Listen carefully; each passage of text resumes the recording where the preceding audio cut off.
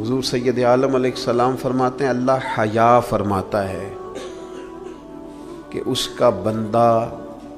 اس کے سامنے ہاتھ پھیلائے اور اللہ اس کے ہاتھوں کو خالی واپس کر دے۔ اللہ حیا فرماتا ہے۔ کیا معنی ہے کہ اللہ تبارک و تعالی لحاظ کرتا ہے اس بات کا کہ اس بندے کی امید نہ ٹوٹ جائے، رب کی بارگاہ سے جو اس کی توقع ہے وہ توقع نہ ختم ہو جائے۔ نبی پاک صلی اللہ تعالی علیہ وسلم نے فرمایا رب حیا کرتا ہے، اور ایک مقام پہ حضور نے فرمایا جب سفید داڑھی والا مسلمان قبر میں جاتا ہے تو اللہ فرشتوں سے فرماتا ہے اسے عذاب نہ دینا، مجھے حیا آتی ہے۔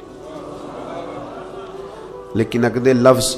جو حضور نے بیان فرمائے وہ سمجھنے والے ہیں، فرمایا رب کہتا ہے مجھے حیا آتی ہے، تو بندے کو بھی تو حیا کرنا چاہیے، اس کو بھی حیا کرنا چاہیے کہ کوئی تو موقع ایسا ہو جب میں کوتاہیوں سے بچوں۔ اپنے مالک سے حیا کرنا، جب ہم لوگوں کے بیچ ہوتے ہیں تو لوگوں سے حیا کرتے ہیں۔ حضرت عثمان غنی رضی اللہ تعالیٰ عنہ غسل خانے کی چار دیواری کے اندر بھی غسل کرتے تھے تو تہمت باندھ کے۔ تو گھر والوں نے یہ کسی نے پوچھا کہ حضور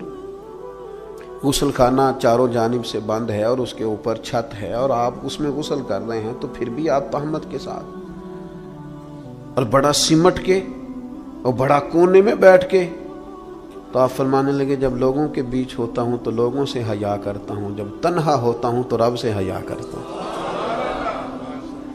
حضرت امام اعظم ابو حنیفہ گھر کی چار دیواری میں بھی ننگے سر نہیں بیٹھتے تھے، ٹانگیں پھیلا کے نہیں بیٹھتے تھے،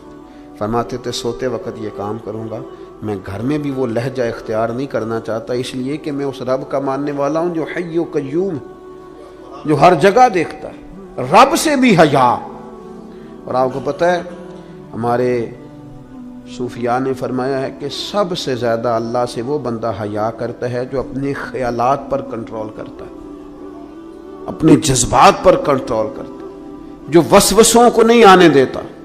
جو اپنی طبیعت میں کوشش کرتا ہے کہ اچھے خیالات ہی رہیں، وسوسے آئیں تو جھٹک دیے جائیں، اس لیے کہ وہ نبی پاک علیہ السلام کا جو فرمان موجود ہے نا کہ رب نہ تمہاری جیبیں دیکھتا ہے نہ صورتیں دیکھتا ہے، وہ جب دیکھتا ہے تمہارا دل دیکھتا ہے۔ تو وہ حیا کرتے ہیں کہ دل میں کوئی ایسا خیال آئے جو غلط ہو، برا ہو، گندا ہو، چونکہ مالک نے دیکھنا ہے، وہ اس لیے خانہ دل کو صاف رکھتے ہیں۔ لیکن نا کوئی مہمان گھر میں آتا ہے تو لوگ فٹافٹ صفائی نہیں کرتے، چیزیں نہیں اٹھاتے کہ وہ کیا سوچے گا، یہ کتنے میلے کچیلے ہیں، وہ کہ مہمان نے دیکھنا ہے، اور جس دل کو رب رحمان نے دیکھنا ہے اس کی صفائی رکھنا کہ اس میں گندے برے خیالات، ہرس، ہوس، لالچ، حسد، بغض، کینہ، عداوت، بددیانتی، بدگمانی یہ موجود نہ ہو، چونکہ رب نے دیکھنا۔ اللہ کے پیارے رسول صلی اللہ تعالی علیہ وسلم نے فرمایا اللہ تعالیٰ سے حیا کرو جس طرح حیا کرنے کا حق ہے۔ تو صحابہ کہتے ہیں ہم نے عرض کی یا رسول اللہ صلی اللہ تعالی علیہ وسلم الحمدللہ ہم اللہ سے حیا کرتے ہیں۔ تو حضور نے فرمایا حیا کا وہ معنی نہیں جو تم نے سمجھا ہے۔ تو یا رسول اللہ پھر سمجھا دیں کیا معنی ہے حیا کا؟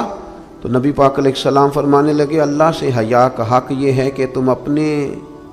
سر میں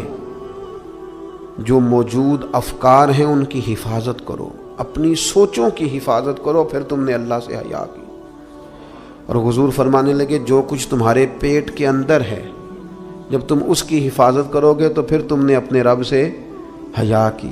یعنی حرام نہ کھانا۔ نہیں پتہ سارے زمانے کو کہ تمہارا رزق حلال ہے کہ حرام ہے، پر تمہارے رب کو پتہ ہے نا، لہذا حیا کرنا، لقمہ حرام قریب نہ آنے پائے۔ اور حضور علیہ الصلاۃ والسلام فرمانے لگے یہ بھی یاد رکھنا کہ موت اور ہڈیوں کے گل سڑ جانے کو تم نے یاد رکھا ہوا ہو، اور فرمایا یہ بھی یاد رکھنا کہ تم نے قیامت کے دن دوبارہ اٹھنا ہے، رب کی بارگاہ میں کھڑا ہونا ہے۔ اگر تم نے ان سب چیزوں کو یاد رکھا پھر تم نے صحیح معنوں میں اپنے رب سے حیا کی، اور اگر تم نے یہ بھلا دیا ہے اور بس ٹھیک ہے دوڑ کے آئے نماز پڑھ لی اور جناب محفل میلاد میں جانے کا وقت آیا تو کہیں سے ادھار ٹوپی لے کے سر پہ اوڑھ لی، اور لباس جو ہے وہ شلوار قمیض والا نکل آیا اور لہجہ بدل گیا تو پھر کچھ ظاہری طور پر تو چیزیں بہتر کی لیکن حقیقی معنوں میں اپنے رب سے حیا نہیں کی۔ حضور فرماتے ہیں کچھ لوگ تہامہ پہاڑ جتنی نیکیاں لے کے آئیں گے قیامت کے دن، لیکن وہ اللہ ہوا میں اڑا دے گا۔ کیوں؟ اس لیے کہ لوگوں کے سامنے نیکیاں کرتے تھے، جب اکیلے ہوتے تھے پھر گناہ کرتے تھے۔ ان کی وہ جو تنہائی کی ناپاکی ہے نا، یعنی وہ جو اکیلے میں رب سے حیا کرنا چاہیے تھا، وہ حیا چونکہ موجود نہیں ہے تو رب فرمائے گا وہ تو تم نے لوگوں کے سامنے وزادار بن کے وقت گزارا ہے، میرے سامنے تو تمہاری تنہائی بڑی ناپاک رہی، لہذا وہ سب نیکیاں بھی ہوا میں اڑا دی جائیں گی۔ خوبصورت زندگی، خوبصورت لب و لہجہ، خوبصورت بولنا، خوبصورت آنا جانا۔ میں طلباء سے کہا کرتا ہوں کہ بڑی پسند کا بھی تمہارا کھانا پکا ہوا ہو تو اس طرح نہ کھاؤ کہ محسوس ہو کہ پتہ نہیں کتنی دیر کے بعد کھا رہا۔